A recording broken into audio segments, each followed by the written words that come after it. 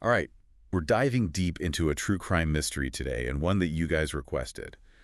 The disappearance of Jody Communale. Yeah. It all started back in November 2016, a seemingly normal Saturday night. Uh-huh. Joey was 26 years old, full of life, positive, athletic, Yeah. had tons of friends, worked for his dad's security company. Not the kind of guy who just vanishes, Yeah, right? definitely not. And that's what makes this case especially unsettling, Right. just how relatable it feels. Yeah. Joey was just out with friends in New York City, something, a lot of our listeners can probably relate to. Oh, yeah, for sure. He was with a friend named Steven Nasso at a VIP event at the Gilded Lily. Okay. That's in the meatpacking district. It's a trendy nightlife area. Right. Tons of clubs, bars, that whole scene. Exactly. So around 3:30 in the morning, they decided to, call it a night. All right, so a normal night out, nothing out of the ordinary so far. Yeah. But then things take a turn, is that right? Exactly. As they're leaving the club, two men, complete strangers, approach Joey's group. Okay. They start talking about an after party at a penthouse apartment in Sutton Place. Ooh, Sutton Place. Okay, now for those who don't know New York, break that down a little bit. Sutton Place is one of Manhattan's most exclusive neighborhoods. I mean, we're talking luxury, high-rises, wealthy residents. Right. So right away, there's this air of, exclusivity and mystery surrounding these guys. Yeah, yeah. I mean, late night invitation, exclusive party. It's almost like a scene from a movie, right? Did Joey know these men at all? No, not at all. They were complete strangers. And get this, Joey decides to go with them, but he leaves his phone behind with Steven. Wow. Now that's interesting. Was that typical of him? Why would he leave his phone? Well, see, it wasn't unusual for Joey to, have a late night out. Yeah. But he was also known for being responsible and staying in touch with his family. Okay. He'd always check in with his dad, Pat Communale. So when did people start realizing something was wrong? Well, Sunday arrived, and there was no word from Joey. And Pat started getting really worried because it was so unlike Joey to be out of touch for so long. Yeah. And remember, Steven had Joey's phone. Right. So he starts getting calls from Pat, from friends. Everyone's looking for Joey. Right, right. So these early hours of Sunday are crucial. People are piecing together where he might have gone with these men. Yeah. And they find out about the penthouse party in Sutton Place, which just adds to the whole mystery. Right, because it's not just some random gathering. This is Sutton Place. Exactly. Makes you wonder, right? Who are these men? What were their intentions?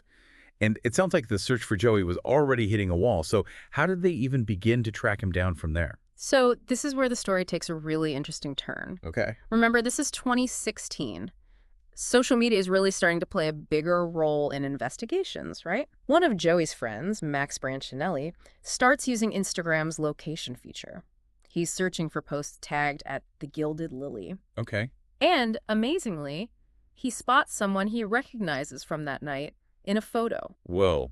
Talk about a needle in a haystack. Yeah. Social media as a detective tool. Right. That's incredible. It's pretty amazing. So this photo led them to the men who were with Joey. Exactly. It helped narrow down the search significantly. They were able to trace these men to a specific apartment in Sutton Place. Oh, wow. Apartment 4C. This quickly becomes the focal point of the investigation. Okay. But what exactly happened inside that apartment, that remained a complete mystery. Right. So now they have a location. But days have passed at this point, right? Yeah. I can only imagine the worry for Joey's family and friends is growing exponentially. This is where the possibility of something more sinister really starts to creep in, right? Absolutely. As time went on, hope really started to dwindle, and the investigation shifted towards the possibility of foul play. And there are so many unanswered questions swirling around. Who were these two men? Why did they approach Joey? Right. What was the true nature of that party? And most importantly, what happened to Joey inside that apartment? Yeah, it was during those agonizing days that the investigation really starts to heat up. Mm-hmm. Got to remember, this is New York City, one of the most surveilled cities in the world. Right. Investigators, they were able to piece together footage from, all kinds of sources, street cameras, security cameras from nearby buildings. Oh, wow. They were actually able to identify the two men who were seen leaving the Gilded Lily with Joey that night. Okay, so they finally have faces to match with these mysterious men. That must have been a huge breakthrough. Were they able to determine anything about, their background, who these guys were? Yes, and this is where the case starts to get even more unsettling, I guess you could say. Okay. The men were identified as James Rackley and Lawrence DeLeon. Okay. As investigators dig deeper into their past, they uncover some disturbing details. DeLeone, for instance, had a history of violence, Really? including prior arrests for assault. Whoa, okay.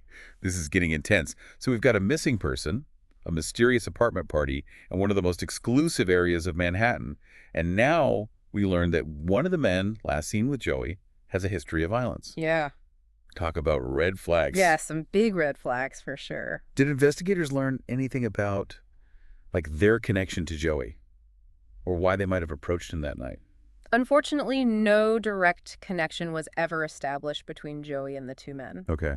Their motives for approaching him at the club, they remain unclear. It adds another layer to this mystery. Right, right. But the discovery of DeLeone's violent past definitely shifted the focus of the investigation. It makes you think about, like, the importance of being cautious, especially in those late night social situations. Yeah. Sometimes a chance encounter can have, unforeseen and tragic consequences. Absolutely. So what happened next in the investigation? Well, weeks went by with no sign of Joey.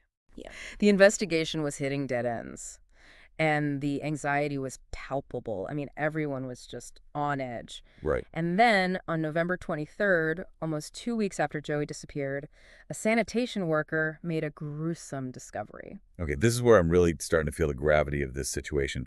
What did they find? They found Joey's remains in a landfill in Ocean County, New Jersey. Oh my gosh. So they had transported his body all the way to New Jersey to try to conceal it. It seems that way. They attempted to dispose of his body in a way that would make it incredibly difficult to find. This is just devastating. Yeah. And it takes this case from, a missing person investigation to something far more serious. So what were the findings of the investigation at that point? Like, what had happened to Joey? The medical examiner determined that Joey had been stabbed multiple times. Stabbed? Oh, that's horrifying. Knowing that, did the investigation shift again? Yes. The discovery of Joey's body and the nature of his death officially shifted the case into a homicide investigation. Now, the task for investigators was to try to piece together what exactly happened inside that apartment. Yeah. They had their suspects, they had a crime scene, but they needed to establish a motive and prove what happened beyond a reasonable doubt. I imagine that wasn't easy. Especially given, the lack of eyewitnesses. Right. They had to rely on forensic evidence and whatever they could gather from those involved, right? You're absolutely right. This is where forensic science and legal strategy really come into play. Without direct eyewitnesses to the crime itself, investigators had to painstakingly reconstruct the events leading up to Joey's death. Yeah. They analyzed blood spatter patterns, DNA evidence, fingerprints, anything that could help them understand what happened inside that apartment. That sounds like a real-life CSI episode. So what did they find out? Did the evidence point toward a specific scenario? The forensic evidence was crucial in helping investigators piece together a timeline of events. They were able to place Joey inside the apartment with Rackley and DeLeone, and they found evidence that a struggle had taken place. But the most challenging aspect was understanding the why. Right. What led to such a violent act? Right. The motive. Yeah. That's often the key to understanding these kinds of cases. Did the investigators have any leads on that front? Well, this is where things get a little complicated. Both Rackley and DeLeone told conflicting stories to investigators. They changed their accounts of what happened that night. Okay. Their timelines didn't add up, and their descriptions of the events inside the apartment were full of inconsistencies. So basically their stories didn't add up. Not at all. That must have raised some serious red flags for the investigators. Were they able to determine any sort of motive based on, what they were able to uncover? It was through the discrepancies in their stories, combined with the physical evidence found at the scene, that the prosecution began to build their case. Okay. They argued that Rackley and DeLeone had intentionally lured Joey to the apartment, Okay. and that the violence was premeditated. Okay, so the prosecution was alleging premeditation. That's a serious accusation. What about the defense? How did they counter those claims? The defense, on the other hand, painted a very different picture. They claimed that Joey had become aggressive and violent inside the apartment, and that their actions were purely in self-defense. Okay. They argued that the stabbing was a tragic accident that happened during a chaotic struggle. So it became like a battle of narratives. Exactly. With each side presenting a completely different version of events. Yeah. I can see how this would create a, very complex legal situation. What was the public's reaction to this case? Well, this case, it quickly captivated the public's attention. It had all the elements of a gripping, true crime story. Yeah, Young man vanishing on a night out, a mysterious apartment party, conflicting accounts, and a tragic ending. right. People were eager to know what truly transpired inside that apartment and who was ultimately responsible for Joey's death. Yeah. I mean, the stakes were incredibly high. The pressure was on for both the prosecution and the defense to present compelling cases. What were some of the challenges they faced in trying to convince the jury? The prosecution faced the challenge of proving their theory of premeditation. Without a clear motive and with no eyewitnesses to the actual stabbing, they had to rely heavily on circumstantial evidence and the inconsistencies in the defendant's stories. Right. They also had to counter the defense's portrayal of Joey as the aggressor, which was a difficult task given his reputation as a peaceful, nonviolent person. Yeah, it sounds like they were fighting an uphill battle. What about the defense? What were their biggest hurdles? The defense, on the other hand, had to convince the jury that their clients acted in self-defense, despite the overwhelming evidence of a brutal attack and their own conflicting accounts of the night. Right. They had to cast doubt on the prosecution's theory of premeditation and present a scenario where the stabbing could have been accidental. It's like a legal puzzle, with both sides trying to fit the pieces together in a way that supports their narrative. This has been a fascinating trial to follow. Were you able to learn anything about, what happened during the trial itself? Absolutely. The trial was highly publicized, and the courtroom was packed with reporters, spectators, and members of both Joey's family and the defendants' families. Weeks of testimony were presented, with expert witnesses, forensic analysts, and character witnesses all taking the stand. It was a tense and emotional experience for everyone involved. It sounds like everyone was just, hanging on each word, waiting to see what the jury would decide. What was the atmosphere like in the courtroom when the verdict was finally read? Oh, man, you could just feel the tension. It was palpable. After weeks of intense testimony and legal arguments, Yeah. it was a moment of reckoning. Right. And when the jury finally returned with their verdicts, there was just this sense of anticipation that was almost unbearable. I can only imagine. So what did the jury decide? The jury found James Rackley guilty of murder, manslaughter, and concealing a human corpse. Wow. So he was convicted on all the major charges. What about DeLeone? DeLeone, while he wasn't convicted of murder, he was found guilty of hindering prosecution and concealment. Okay, so both men were held accountable for their actions, but there is a stark difference in their sentences, obviously, Yeah. reflecting the jury's interpretation of their roles in this whole tragedy. Mm. But even with the guilty verdict, it doesn't bring Joey back. It doesn't erase the pain for his family and friends. No, it doesn't. And I think that's something that's really important to remember in cases like this.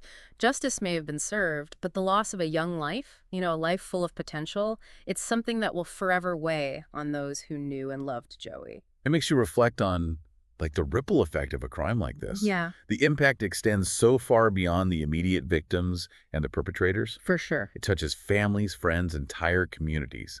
It's a stark reminder of how a single night, a seemingly harmless encounter, can lead to such devastating consequences. Absolutely. And it also kind of raises questions about, the role of technology and social media in these kinds of cases. Yeah, how so? Well, on one hand, we saw how social media actually helped investigators track down leads and identify the men who were with Joey that night. Right? But it also makes you wonder, did the allure of that exclusive party, as it was portrayed on social media, did that play a role in Joey's decision to go with these strangers in the first place? It's a double-edged sword, isn't it? Yeah. I mean, social media can be such a powerful tool for connection and communication, Yeah. but it also presents this curated version of reality Right. that can sometimes be misleading, Absolutely. And I think it's a reminder for all of us to be mindful of the information we share online. Yeah. And to be aware of the potential risks involved in interacting with strangers, especially in those late night settings where, judgment can be impaired. Going through all of this information, it's crazy to think that this all started as a normal night out with friends. A situation that, so many of us have probably found ourselves in at some point. Yeah, definitely. It's just a chilling reminder that danger can sometimes lurk in the most unexpected places. It can. And that's the unsettling truth of this case, It really underscores the importance of being aware of our surroundings, trusting our instincts, and being cautious about who we trust, especially in unfamiliar situations. It's a tragedy that reminds us that life can change in an instant.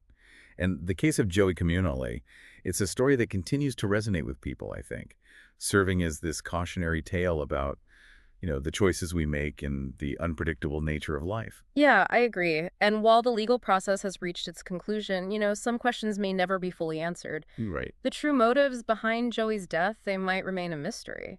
Yeah. But the search for understanding, the desire to make sense of these tragic events, that's something that drives us to learn from the past and hopefully prevent similar tragedies from happening in the future. Well said.